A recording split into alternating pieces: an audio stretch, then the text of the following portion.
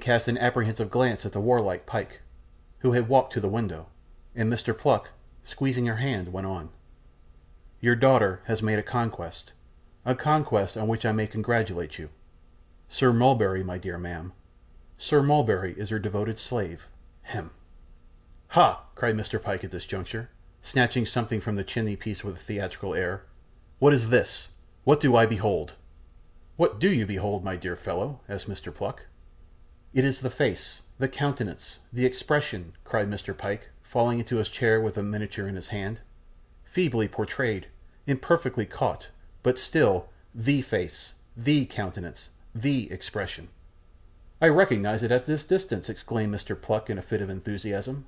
"Is it not, my dear madam, the faint similitude of—" "It is my daughter's portrait," said Mrs. Nickleby with great pride.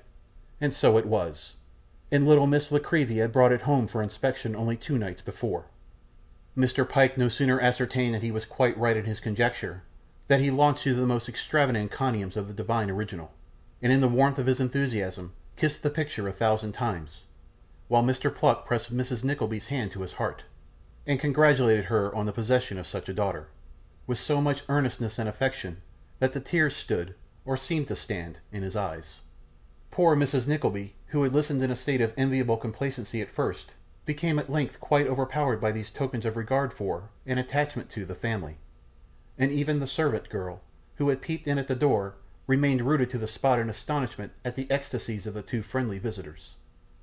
By degrees these raptures subsided, and Mrs. Nickleby went on to entertain her guests with a lament over her fallen fortunes, and a picturesque account of her old house in the country, comprising a full description of the different apartments, not forgetting the little store room, and a lively recollection of how many steps you went down to get into the garden, and which way you turned when you came out at the parlour door, and what capital fixtures there were in the kitchen. This last reflection naturally conducted her into the wash house, where she stumbled upon the brewing utensils, among which she might have wandered for an hour, if the mere mention of those implements had not, by an association of ideas, instantly reminded Mr. Pyke that he was amazing thirsty. "And I'll tell you what," said Mr. Pyke, "if you'll send round to the public house for a pot of milk half and half, positively and actually I'll drink it." And positively and actually Mr. Pyke did drink it, and Mr. Pluck helped him, while Mrs. Nickleby looked on in divided admiration of the condescension of the 2, and the aptitude with which they accommodated themselves to the pewter pot. In explanation of which seeming marvel, it may here be observed that gentlemen who, like Messrs. Pyke and Pluck, lived upon their wits, or not so much perhaps upon the presence of their own wits as upon the absence of wits of other people, are occasionally reduced to the very narrow shifts and straits, and are at such periods accustomed to regale themselves in a very simple and primitive manner. "At 20 minutes before 7, then," said Mr. Pyke, rising, "the coach will be here. One more look, one little look, at that sweet face. Ah, here it is, unmoved, unchanged." This, by the way, was a very remarkable circumstance, miniatures being liable to so many changes of expression. Oh, Pluck, Pluck! Mr. Pluck made no other reply than kissing Mrs. Nickleby's hand with a great show of feeling and attachment. Mr. Pyke having done the same, both gentlemen hastily withdrew. Mrs. Nickleby was commonly in the habit of giving herself credit for a pretty tolerable share of penetration and acuteness, but she had never felt so satisfied with her own sharp-sightedness as she did that day. She had found it all out the night before. She had never seen Sir Mulberry and Kate together, never even heard Sir Mulberry's name, and yet hadn't she said to herself from the very first that she saw how the case stood? And what a triumph it was!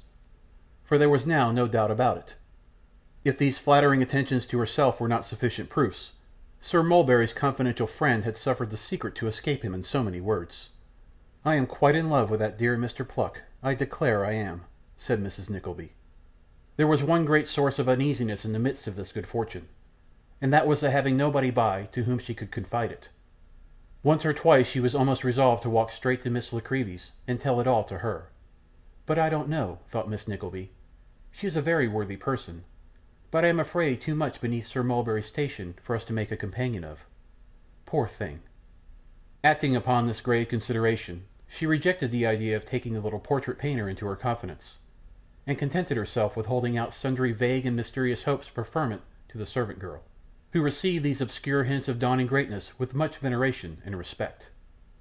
Punctual to its time came the promised vehicle, which was no hackney coach, but a private chariot, having behind it a footman, whose legs, although somewhat large for his body, might, as mere abstract legs, have set themselves up for models at the Royal Academy.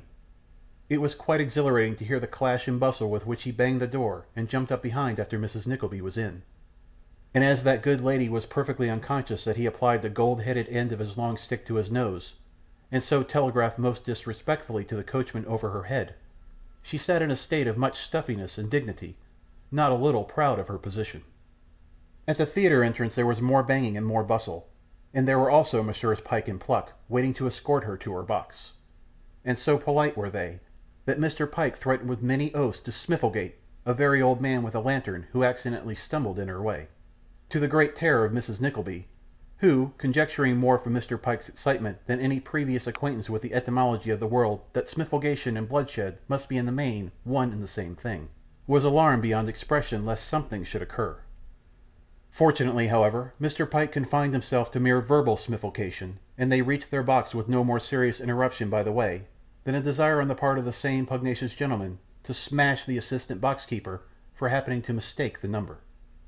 Mrs. Nickleby had scarcely been put away behind the curtain of the box in an armchair, when Sir Mulberry and Lord Verisopht arrived, arrayed from the crowns of their heads to the tips of their gloves, and from the tips of their gloves to the toes of their boots, in the most elegant and costly manner.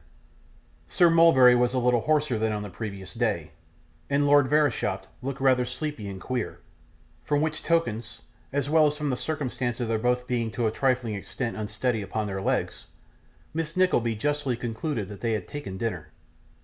We have been toasting your lovely daughter, Mrs. Nickleby," whispered Sir Mulberry, sitting down behind her.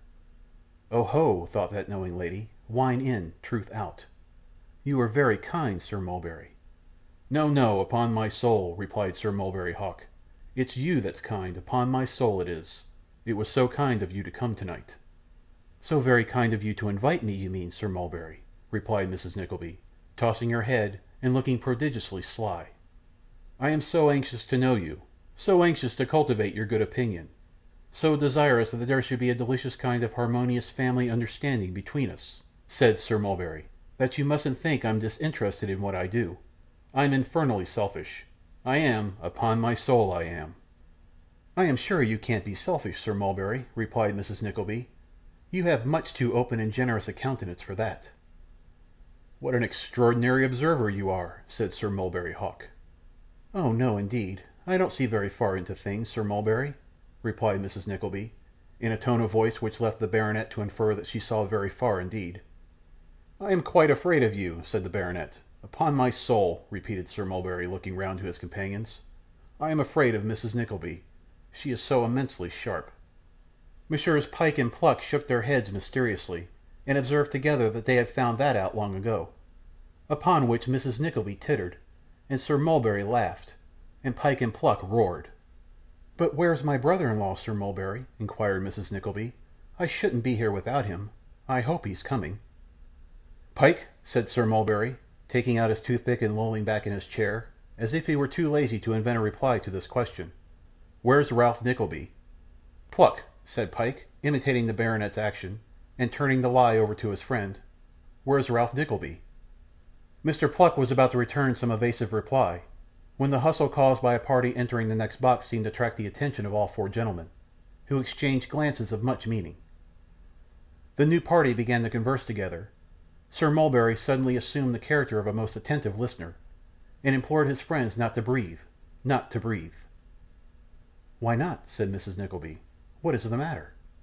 "Hush!" replied Sir Mulberry, laying his hand on her arm. "Lord Frederick, do you not recognise the tones of that voice?" "Devil take me if I didn't think it was the voice of Miss Nickleby." "Lor, my lord!" cried Miss Nickleby's ma, thrusting her head round the curtain. "Why, actually, Kate, my dear Kate!" "You here, mama? Is it possible?"